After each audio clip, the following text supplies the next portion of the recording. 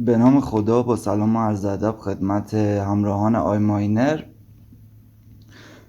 تو این ویدیو میخوایم راجع به اسیلاتور مکدی صحبت کنیم که یکی از بهترین اسیلاتورهایی که موجوده و وین ریت بالایی داره و میشه باهاش خیلی سودهای خوبی کسب کرد. خب برای اسیلاتور مکدی به بخش اندیکاتورها میریم، MACD روش کلیک میکنیم، یه همچین چیزی میاره واسه ما. ولی خب اینا چیه؟ مکدی یک اسیلاتور مومنتوم هست، یعنی مومنتوم رو به ما نشون میده.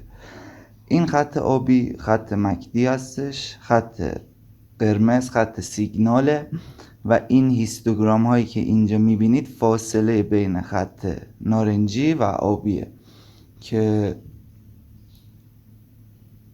اون مقدار مومنتوم رو به ما نشون میده.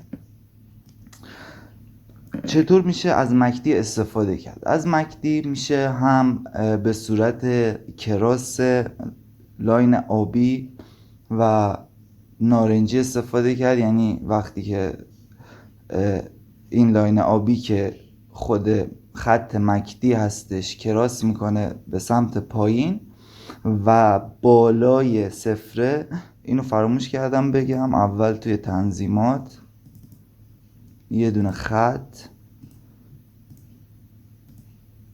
خط هوریزونتال میندازیم، بعد تو تنظیماتش اینو تبدیل به 0 میکنید،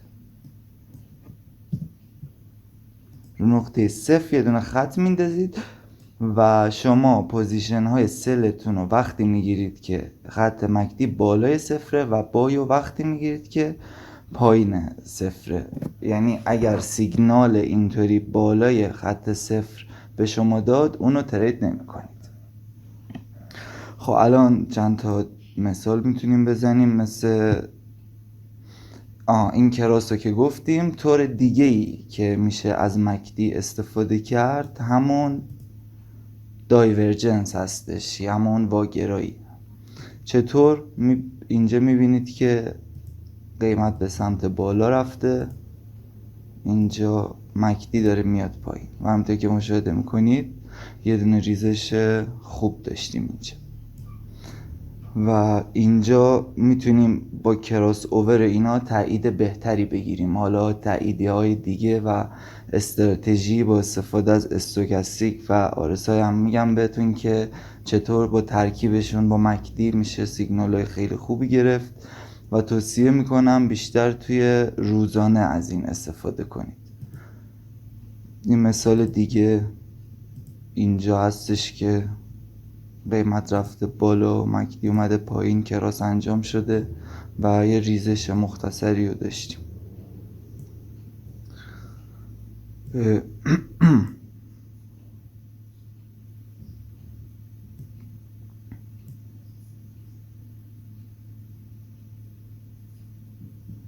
اینجا یه مثال دیگه هست.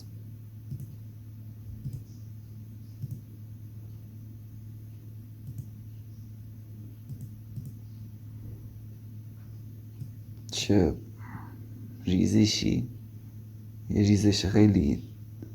اینجا هم که دیگه قشنگ همون چیزی که اول گفتم، کراس خط مکدی از خط سیگنالمون، که اینجا اگه وارد می شدیم و سل می گرفتیم یه سود خیلی خوبی به ما میده. یه چند تا مثال هم توی XRP آماده کردم واسهتون.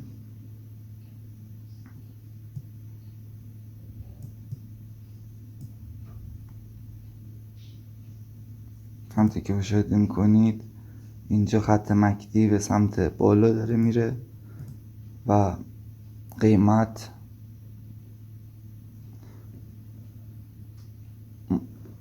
تغییر، یعنی فرقی نکرده. اینجا به سمت پایین داره میاد، اینجا به سمت بالا داره میره. خب این فعلا دوتا از راههایی که میتونیم از مکدی استفاده کنیم.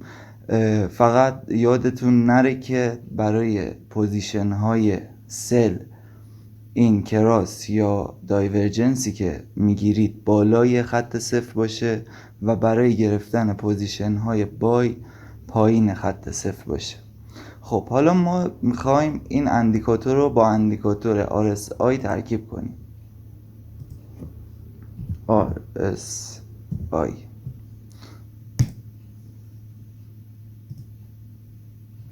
خب اینجا چطور میتونیم استفاده کنیم از این قضیه؟ اینجا یه دونه مثال خیلی خوب همینجا هستش که میبینید RSI توی قسمت اووربات هست، اینجا دایورجنس داریم، حتی توی خود RSI هم دایورجنس داریم و این دیگه خیلی مطمئن میتونه به ما سیگنال ریزش بده و همونطور هم که میبینید چقدر قشنگ ریخته. یا تو همین قسمت میبینید RSI توی اووربات هست و سیگنال ما رو تایید میکنه. یه مثال قشنگ دیگه هم دایورجنس داریم، خط مکدی به سمت بالا، قیمت به سمت پایین و اینجا هم RSI در حالت اوورسول قرار داره و این صعود قیمت زیبا رو میبینید.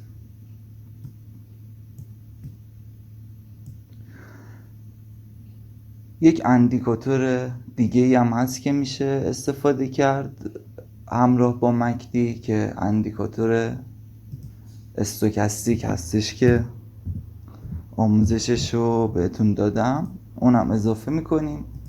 این برای تریدرهای مبتدی که دوست دارن ترید کنن خیلی خوبه، چون که وین ریتش واقعا بالاست و اگه مدیریت سرمایه و روانشناسیتون رو رعایت کنید واقعا میتونید سود کنید. ترید کردن کار سختی نیست، فقط باید کنترل کنید خودتون.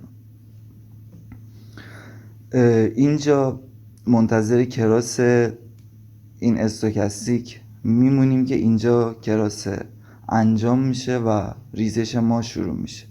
میبینید دقیق تر میتونید سیگنال بگیرید. سیگنال اول از مکدی میگیرید، یه تاییدیه از RSI میگیرید، یه تاییدیه از استوکاستیک میگیرید و دیگه خیال خودتون رو راحت میکنید و مطمئن میشید که وین ریتتون از 50 بالاتر، ریسک به ریواردتون یعنی نسبت سود به اون استاپ لاسی که میذارید 1.5 یا 1.25 باشه، راحت میتونید به سود مستمر برسید. همونطوری که اینجا میبینید اینجا کراس انجام شده، زیر خط صفر، توی استوکاستیک کراس انجام شده، توی حالت اوورسولد قرار داره RSI و قیمت به چه قشنگی صعود کرده.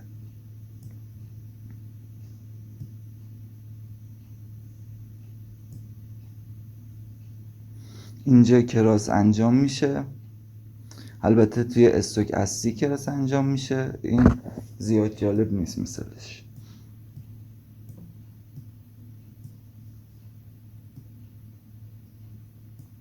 خب این واسه بایننس دیگه قدیمی تر از این ها مثل این که نداره. بریم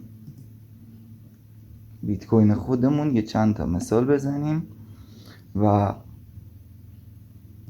امیدوارم که بتونید با این استراتژی سودای خیلی خیلی خوبی رو بگیرید، چون واقعا استراتژی خوبیه، وین ریتش شدیداً بالاست و مطمئنم که اگه تمرین کنید میتونید سودای خوبی بگیرید.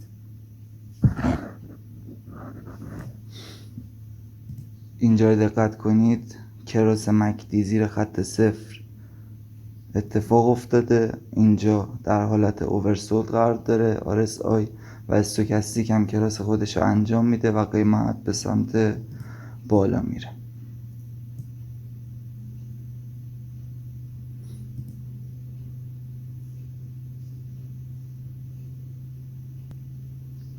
خب مثال بعدی رو میزنیم که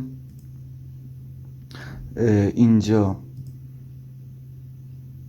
دایورجنس داریم، خط مکدی به سمت پایین رفته، اینجا به سمت بالا قیمت دایورژنس حتی توی RSI هم هست. اینجا کراس استوکاستیک داریم، کراس مکدی داریم و با خیال راحت میتونیم سل بگیریم و به سودمون برسیم.